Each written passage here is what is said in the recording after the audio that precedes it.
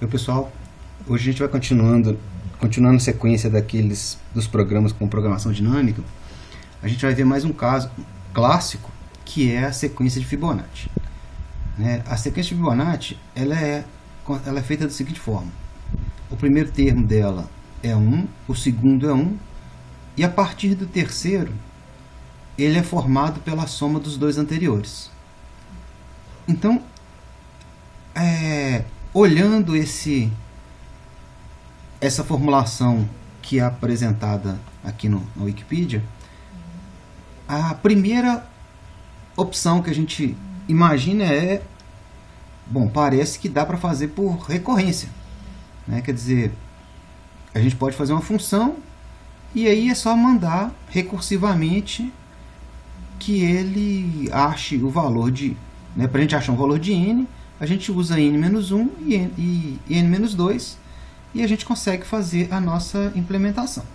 Então, vamos fazer primeiro essa implementação simples.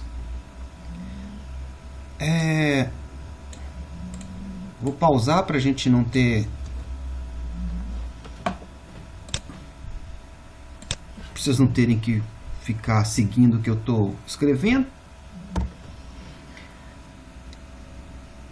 E aqui é a nossa, então, fórmula de a nossa função de recursiva, tranquilo, quer dizer, a única diferença aqui é que eu estou considerando que o primeiro termo, em vez de ser F1, no meu caso aqui é 0, no F2 é o 1 e assim por diante.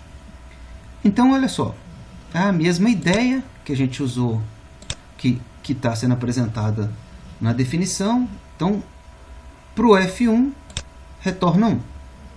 Para o F2, retorna 1. A partir do F3, eu retorno o valor de n-1 mais o valor de n-2. E ele vai chamar essa função recursivamente. Então, vamos só testar para ver se isso aqui está ok.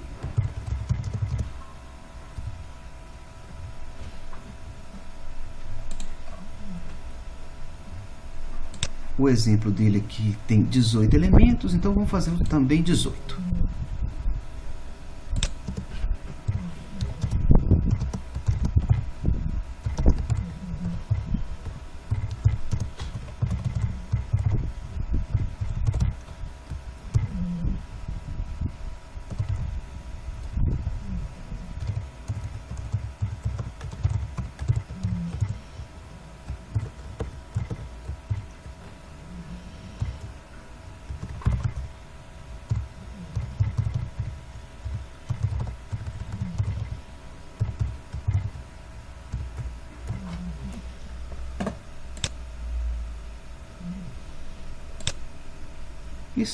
Então a gente consegue então aquela mesma sequência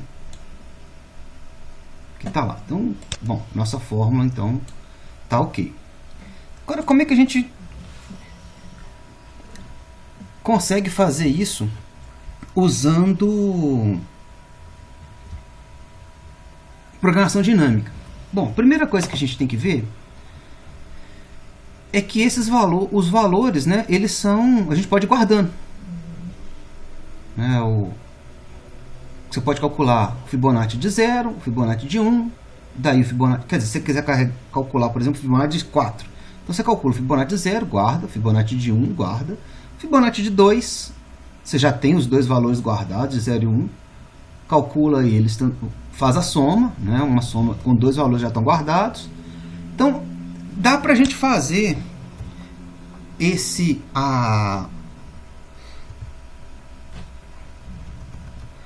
calcular o Fibonacci usando uma fórmula que é parecida com... quer dizer, a mesma fórmula que está mostrada no Wikipedia, mas que tem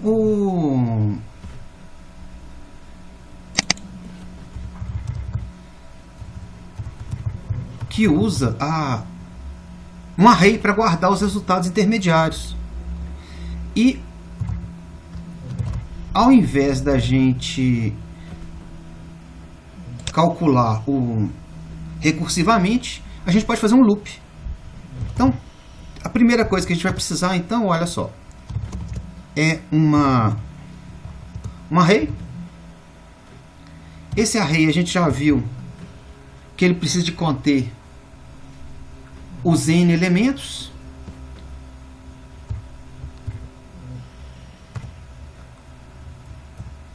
Eu estou somando 2 só para não ter que ficar fazendo um if aqui. Vocês vão entender por quê.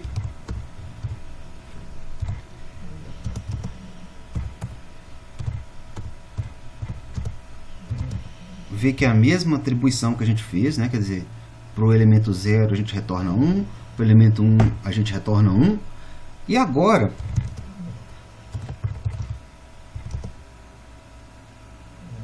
para o valor de i variando de 2 até n,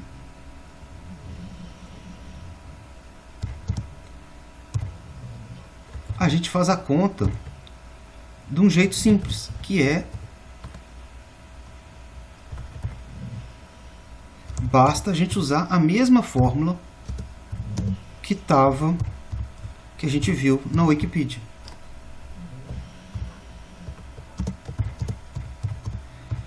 Nota que agora a gente não precisa de fazer a recursividade, desde que a gente guarde os valores intermediários da conta.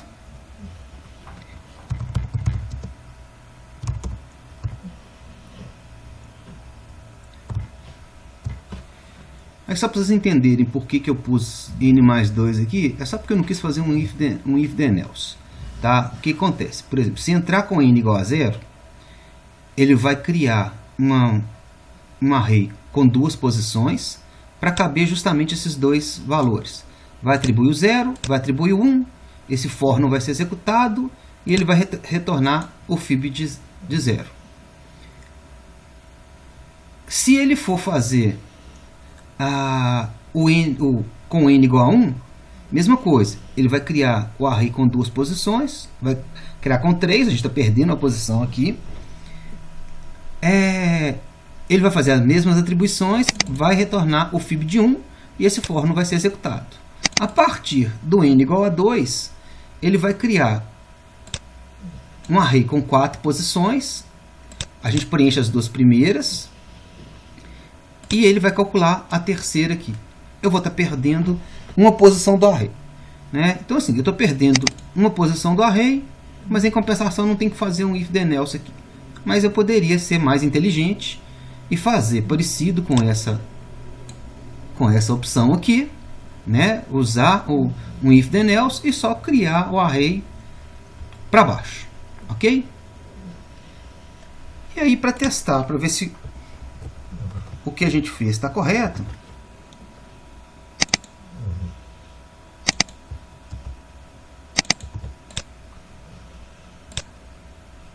não teve erro de compilação. Ok, temos os mesmos resultados. Valeu, pessoal!